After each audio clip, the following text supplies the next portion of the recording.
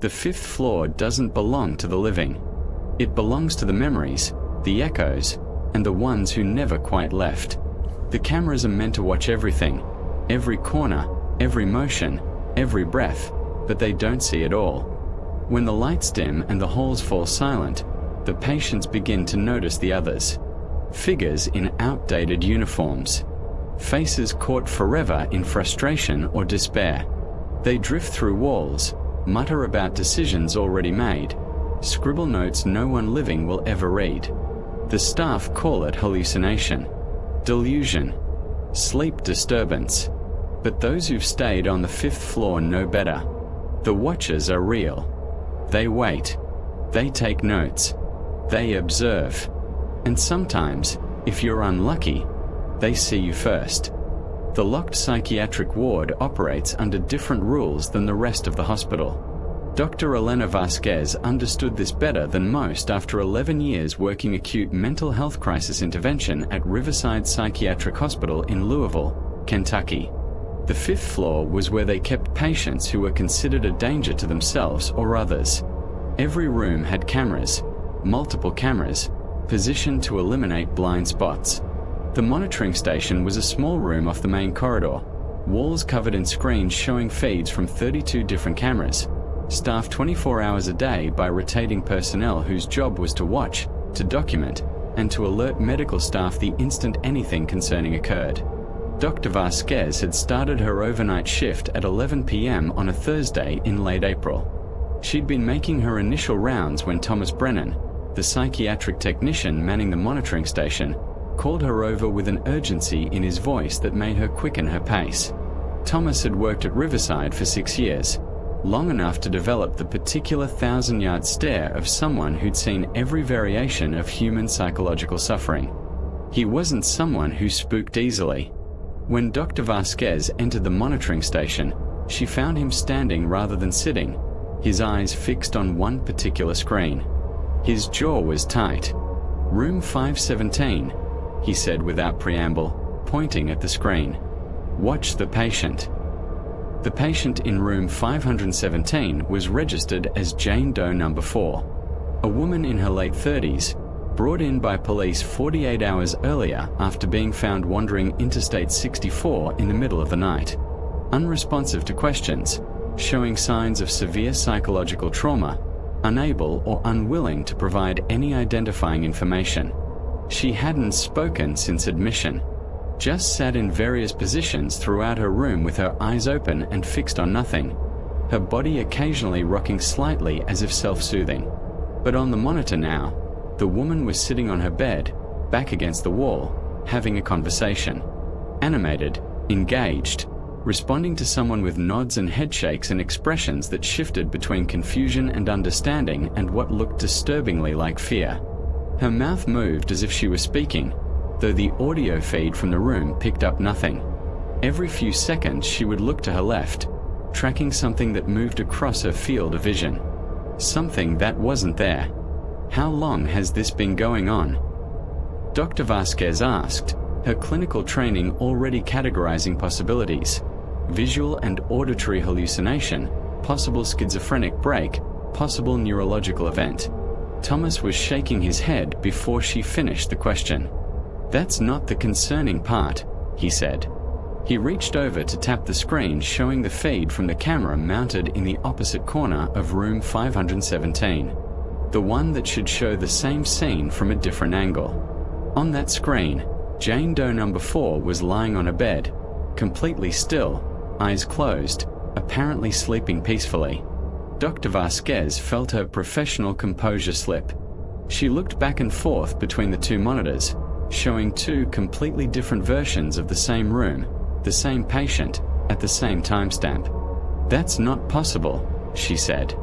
"These are different recordings, or one of them is delayed, or—" "They're both live," Thomas interrupted. He pulled up the feed controls on his computer, showing her the timestamp and data stream that confirmed both cameras were functioning normally, both transmitting real-time footage, both showing room 517 from their respective angles. Except the reality they were capturing was somehow different, somehow incompatible. "I thought it was a glitch at first," Thomas said. "But look." He pointed at the clock mounted on the wall inside room 517, visible in both camera feeds. Both clocks showed the same time, advancing second by second in perfect synchronization. These weren't recordings from different moments. These were simultaneous feeds showing mutually exclusive versions of what was happening in that locked room. Dr. Vasquez made the decision her training demanded. She would go to the room herself, physically verify the patient's condition, check the camera equipment for malfunction. Thomas looked like he wanted to object, but he didn't say anything. Just nodded and kept his eyes on the monitors as Dr. Vasquez left the monitoring station and walked down the corridor toward room 517. The door was heavy steel with a small reinforced window. When Dr. Vasquez looked through it before entering, she saw Jane Doe number 4 lying on the bed, eyes closed, apparently asleep.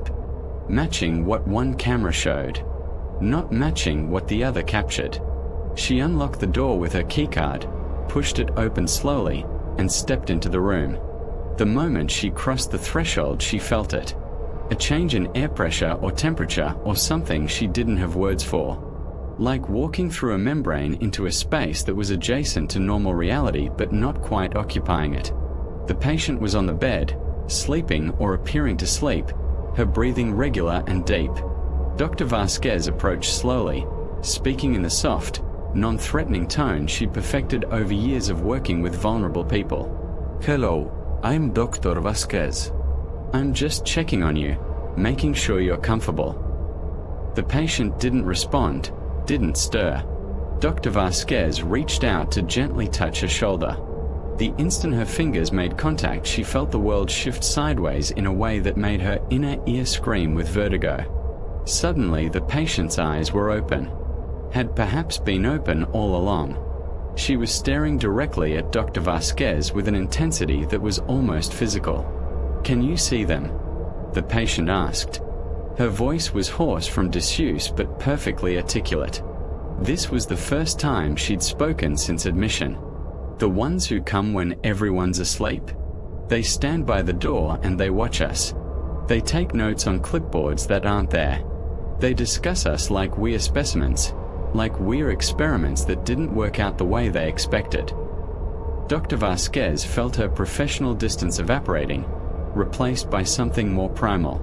She maintained her composure and asked the standard follow-up questions. "Who are they? When did this start? Can you describe what you see?" The patient sat up in bed and looked past Dr. Vasquez toward the door.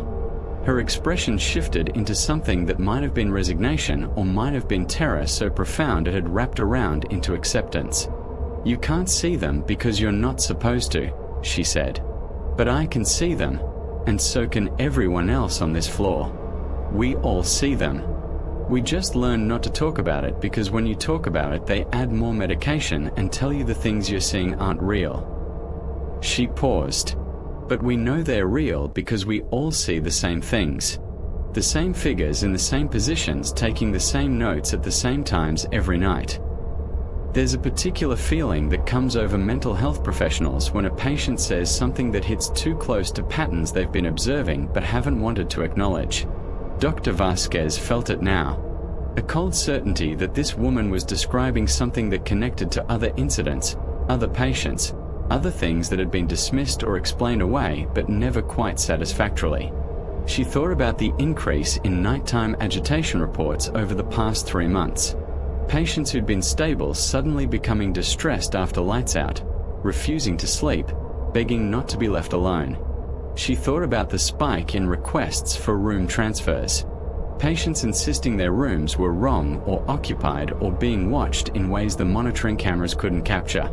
She thought about the way some patients would track movement through empty air, their eyes following trajectories that made sense if something was there, something the staff couldn't perceive. "I'm going to step outside for a moment," Dr. Vasquez said carefully. "But I'll be right back, and we're going to talk more about what you're experiencing." The patient's expression suggested she understood exactly what Dr. Vasquez was doing, retreating to safety, to the comfort of the monitoring station and the illusion of control that screens and cameras provided. But she didn't object, just lay back down on the bed and closed her eyes. Dr. Vasquez left the room and locked it behind her, her hand shaking slightly as she walked back toward the monitoring station. "Look at camera 2, Thomas said the moment she entered, his voice tight. Dr. Vasquez looked at the monitor showing the angle from the opposite corner of room 517. What she saw made her breath catch in her throat.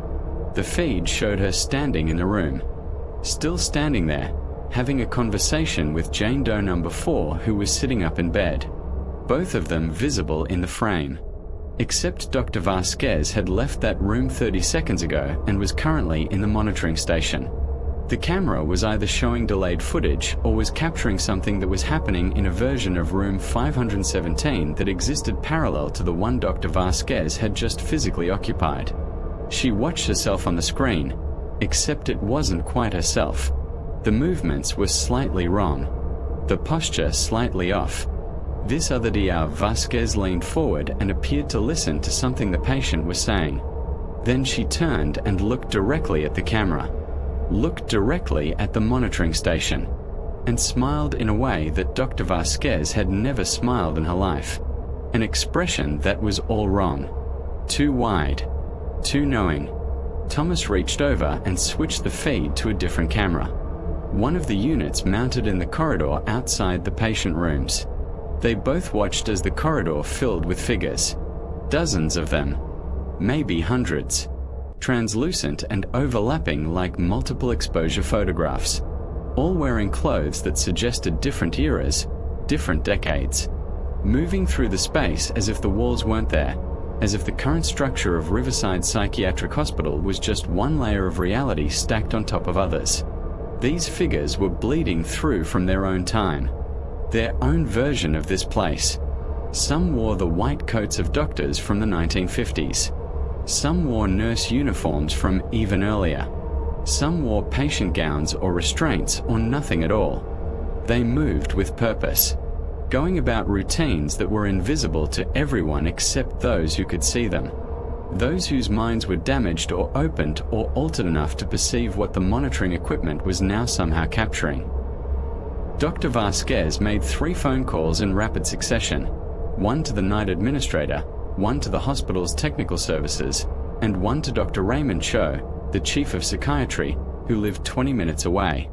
She explained what they were seeing, keeping her voice as clinical and factual as possible, knowing how it sounded, knowing the immediate assumption would be that she was experiencing some kind of stress-induced break. Dr. Cho listened without interrupting. When she finished, he was silent for a long moment. "Don't let anyone else see those feeds," he finally said. "I'm coming in. Lock down the monitoring station and don't talk to anyone until I get there." He arrived 38 minutes later, still in the jeans and university sweatshirt he'd apparently been sleeping in. He stood in front of the monitors for a full 5 minutes without speaking, watching the impossible footage, watching the corridor fill and empty with figures that shouldn't exist, watching room 517 show 2 different versions of reality simultaneously. Finally, he turned to Dr. Vasquez and Thomas. "How many people have seen this?" When they confirmed it was just the 3 of them, he nodded slowly. "Technical malfunction," he said firmly. "Complete system failure, possibly related to the electrical work they've been doing in the basement. We're taking the monitoring system offline for 48 hours for emergency maintenance and repair. We are implementing enhanced in-person rounds to compensate." He paused. "No one reviews this footage. No one discusses what we saw tonight. We document it as equipment failure and we move on." Dr. Vasquez wanted to object, wanted to point out that multiple patients had been reporting experiences that aligned perfectly with what the cameras had captured, wanted to suggest that maybe this deserved investigation rather than suppression. But she saw the expression on Dr. Cho's face and understood. He wasn't dismissing what they'd witnessed. He was protecting them from it, from the impossibility of explaining it. From the professional consequences of insisting that a psychiatric hospital was somehow capturing footage of overlapping realities or temporal bleeding or whatever the hell they just observed. The monitoring system was shut down at 3:47 a.m. The official incident report filed later that morning attributed the malfunction to cascading electrical interference caused by construction-related power fluctuations. But Dr. Vasquez couldn't let it go entirely. Over the following weeks, she began conducting informal interviews with patients on the 5th floor. Carefully casual conversations where she asked about sleep quality and nighttime experiences, and whether anyone ever felt watched or observed in ways that seemed unusual. What she learned made her wish she'd followed Dr. Cho's implicit advice to simply forget what she'd seen. 17 patients out of the 30 currently housed on the 5th floor reported seeing figures in outdated clothing moving through their rooms at night. 12 reported feeling presences standing over their beds, watching them sleep, taking notes they couldn't see. 8 described the exact same scene, a room full of people in white coats discussing them as if they were case studies, arguing about treatment approaches, some arguing for release, others insisting on more extreme interventions. These discussions would go on for hours while the patient lay paralyzed, unable to move or speak or do anything except listen to their fate being debated by doctors who weren't there. The patient in room 517, Jane Doe number 4, though she eventually provided the name Sarah Mitchell and a story about having worked at Riverside as a nurse 40 years earlier, though no employment records existed to confirm this, told Dr. Vasquez something that would haunt her for years afterward. "This building isn't just a hospital," Sarah said during one of their sessions. "It's a memory palace, except the memories don't belong to anyone living."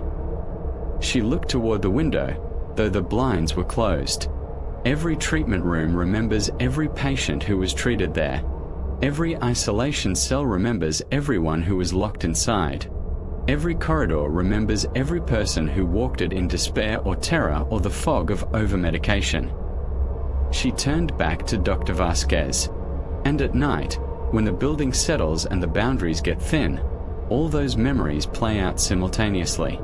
Some of us, the ones whose minds are already broken enough to see past the comfortable lie of linear time, we have to experience all of it at once. Dr. Vasquez requested a transfer to the outpatient clinic after 6 months, citing burnout and the need for a change of pace. The hospital administration approved it without question. She still works at Riverside, but she never goes to the 5th floor anymore, never volunteers for overnight shifts, never looks too closely at the shadows in the corners of treatment rooms, because she knows now that some shadows have weight and history and intelligence. Some of the figures moving through hospital corridors are echoes of treatment and suffering that never quite ended but just keep repeating in loops that only the broken can perceive. The monitoring system on the 5th floor was upgraded to a new digital platform 6 months after the incident. State-of-the-art equipment that the technical staff swears is completely reliable. Maybe it is. Maybe the new cameras only show what they're supposed to show. But Dr. Vasquez knows that doesn't mean the other things aren't there. Doesn't mean the overlapping realities stopped bleeding through. It just means that now no one can see them except the patients, who continue to report the same experiences, the same watches, the same nighttime visitations, and who are told, as they've always been told, that what they're seeing isn't real, that it's just their illness, just their broken minds creating phantoms that don't exist. Maybe that's true. Maybe it is all just delusion and hallucination. Or maybe the broken minds can see things the healthy ones can't. Maybe the cracks in their reality let them perceive the cracks in reality itself. And the real question isn't whether the watchers exist. The real question is whether being unable to see them is protection, or just another kind of blindness. If you made it this far, thank you. I appreciate you sticking with me through the shadows. Don't forget to like the video so the algorithm knows you're still here. Subscribe for more true-style psychological horror stories. And whatever you do, don't visit the 5th floor after dark. I'll see you in the next one. Hopefully.